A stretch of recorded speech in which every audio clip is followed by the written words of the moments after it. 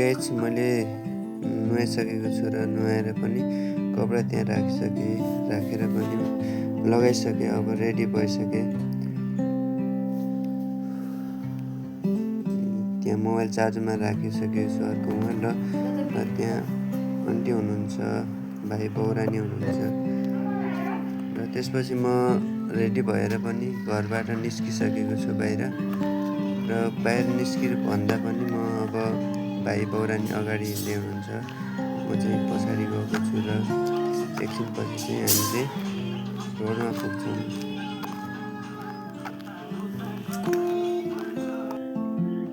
र रोडमा पुगेर पनि अटोमा बसिसकेर अटोबाट चौरा पुग्छु।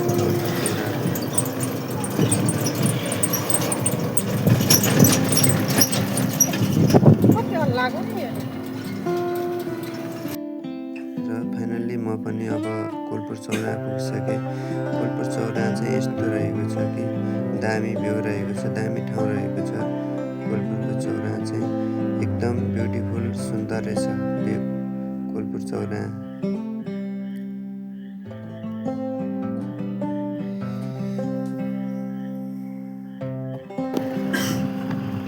र म त्यहाँ बस पार्क पुगिसकेको छु। बस पार्कबाट चाहिँ गाडी चाहिँ जान्छ भन्दै म त्यहाँबाट बाहिर निस्केँ। पसिना चाहिँ एकदम गर्मी एकदम धेरै भइरहेको थियो। के सामान बेच्दै हुनुहुन्छ। एउटा आन्टी चाहिँ कुरकुरे पानी बेच्दै हुनुहुन्छ।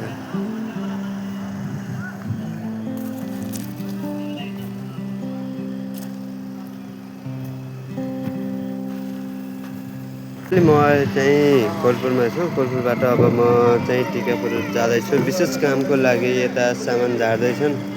म चाहिँ यो गाडीमा जान्छु। यो गाडी चाहिँ जान्छ धनगढी, टिकापुर, नेपालगञ्ज छ।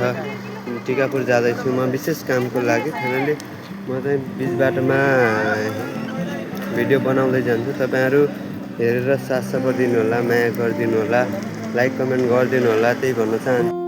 फाइनल्ली म चाहिँ कोल्लुरबाट हिँडिसकेको छु र हिँडेर पनि आधी उति बाटो गइसकेको छु।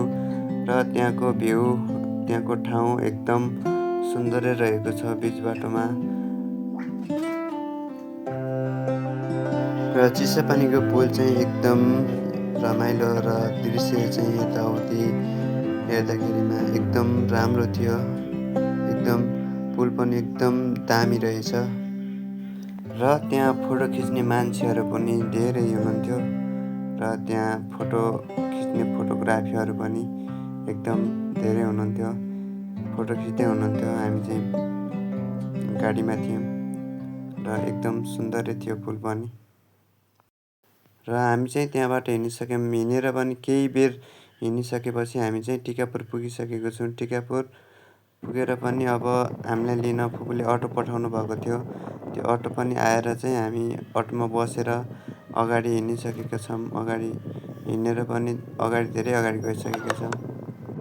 र गर्मी पनि एकदम अत्याधिक गर्मी थियो र पसिना पनि मुखमा आइरहेको थियो। पसिना पनि एकदम अत्याधिक आउने कि गर्मी पनि एकदम अत्याधिक। र हामी चाहिँ अब चाहिँ फुपू घरमा पनि पुगिसक्यौँ। अटोले पुगाइसक्यो फुपू घरमा चाहिँ। अब त्यहाँ अटोबाट झरेर चाहिँ हामी चाहिँ उता फुपूको घरमा जान्छौँ। र केही समय फुपूको घरमा बस्यौँ र केही समयपछि फुपूको छोरी यशोदालाई लगेर म बाहिरतिर गएँ। बाहिरतिर एकदम त्यहाँको हावापानी र त्यहाँका घरहरू एकदम दामी लाग्यो मलाई। एकदम सुन्दर र दामी थियो। र आजको भ्लग म यहीँ एन्ड गर्छु। तपाईँलाई के कस्तो लाग्यो लाइक कमेन्ट गरिदिनु।